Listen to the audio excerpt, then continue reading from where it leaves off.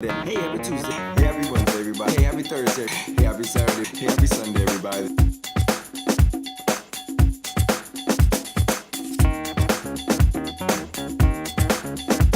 Happy Saturday, everyone. This is the Monk. Thanks for signing in. Coming at you with another quote of the day, which it read: "To conform makes you the jailer of your freedom and the enemy of your growth."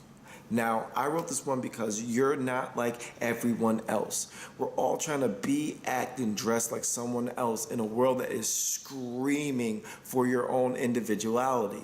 Now, once you start acting like that, you start losing yourself in the process because we all have our own style of dress. We all have our own way of talking, but the more we act like somebody else, the more we dilute and lose our way. So it's important, guys, that you take off that mask, stop trying to conform, and just put the seeds of your individuality into this world so you can grow to new levels that haven't been seen. Because there's everybody's trying to be like the next somebody, Joe Smo, when they're just looking to have the first you.